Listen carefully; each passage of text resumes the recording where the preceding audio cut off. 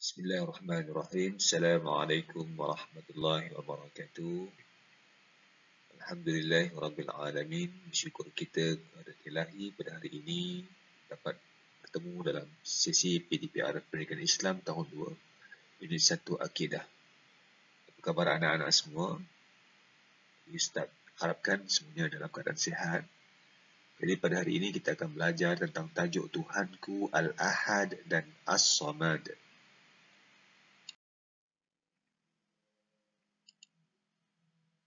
Baiklah anak-anak semua, sila perdengarkan bacaan daripada Suratul Ikhlas.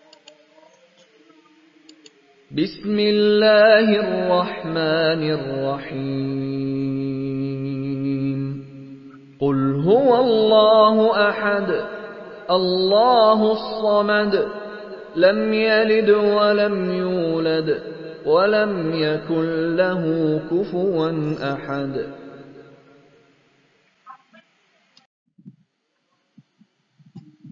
Baiklah anak-anak sekalian, bagi tajuk Tuhanku Al-Ahad dan As-Samad, hari ini Ustaz akan ajarkan kepada anak-anak semua tentang dua nama Allah, iaitu Al-Ahad dan As-Samad. Baik, mari kita lihat apa erti Al-Ahad dan apa erti As-Samad.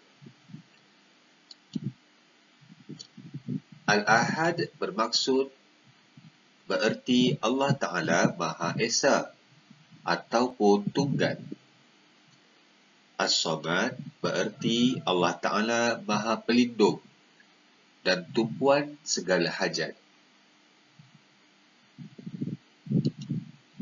Hukum beriman.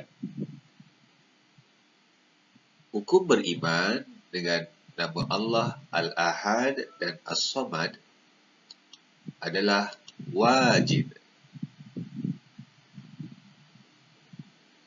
Sekarang, Ustaz nak anak-anak sila tonton video ini.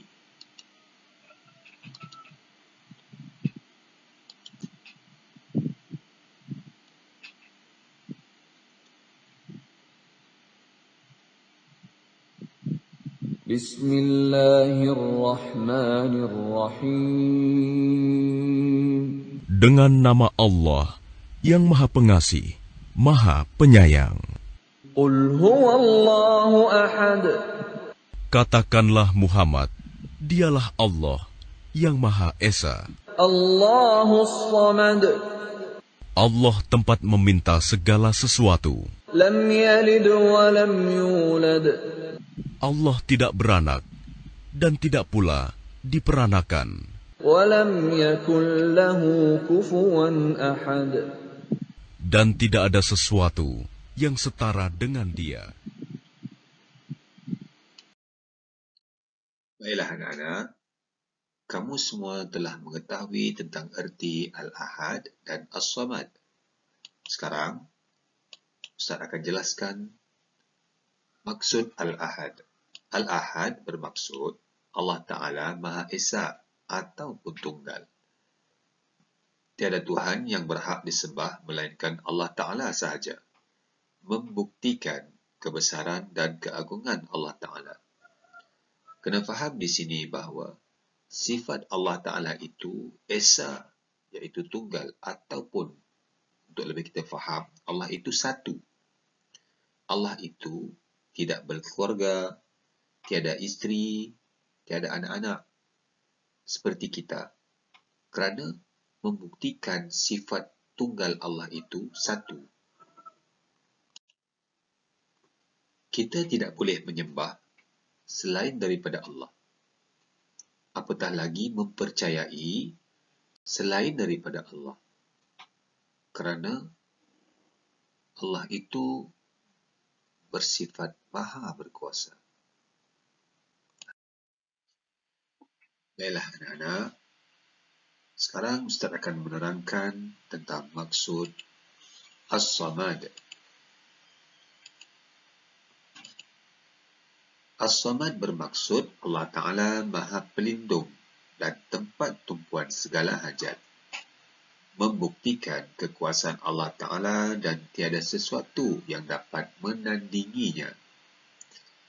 Seringkali setiap hari kita sentiasa berdoa kepada Allah, bermunajat kepada Allah, dan yang paling utama sekali menunaikan solat 5 waktu sehari semalam semata-mata kerana Allah.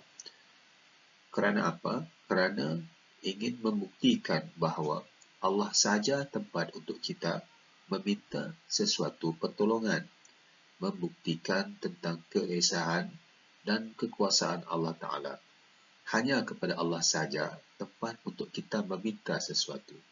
Kerana memperlihatkan kepada kita bahawa Allah Ta'ala itu bersifat Maha Pelindung, dan hanya kepada Ia saja tempat untuk kita meminta sesuatu hajat. Baiklah anak-anak sekalian, kita teruskan dengan dalil naqli al-ahad. A'udzu billahi minasyaitonir rajim. Qul huwallahu ahad. Maksudnya, katakanlah wahai Muhammad, ialah Allah yang Maha Esa.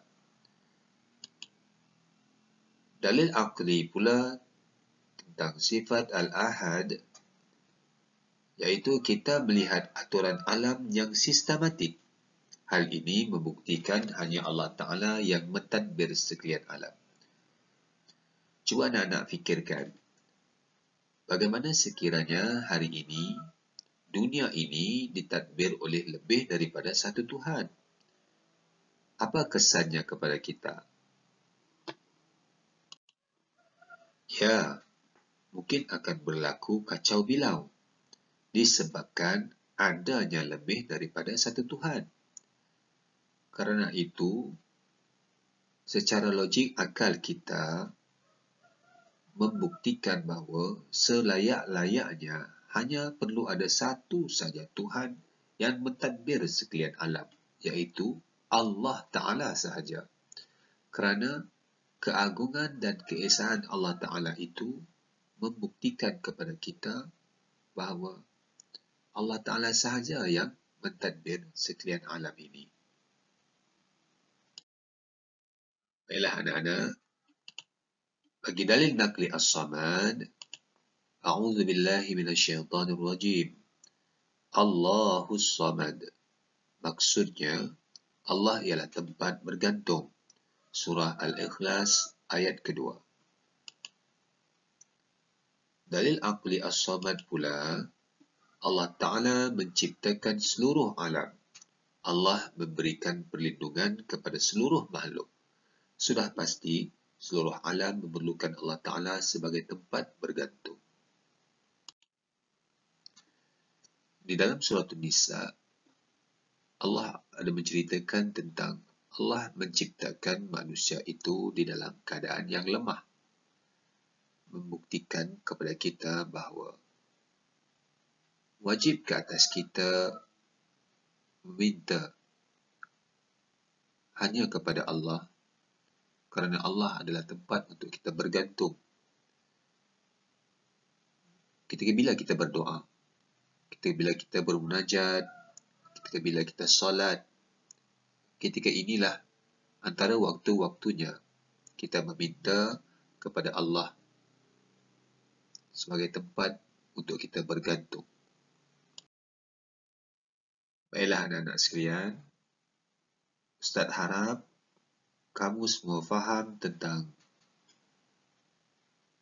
erti dan maksud bagi sifat Al-Ahad dan As-Samad Allah Ta'ala.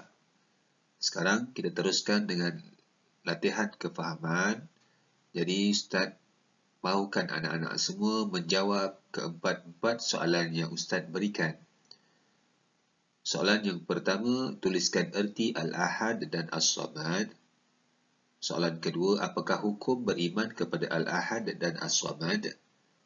Soalan ketiga, nyatakan dua contoh kebesaran Allah Ta'ala. Yang keempat, bagaimana cara untuk kita meminta sesuatu kepada Allah Ta'ala? Jadi anak-anak boleh menjawab latihan yang Ustaz berikan dan dicatat di dalam buku tulis. pendidikan Islam. Semoga pembelajaran kita pada hari ini dapat memberikan kefahaman dan manfaat kepada diri anak-anak sekalian, dan kita semua dirahmati dan dilindungi oleh Allah Ta'ala, insya-Allah. Semoga kita bertemu lagi pada sesi pembelajaran yang akan datang, insya-Allah. Assalamualaikum warahmatullahi wabarakatuh.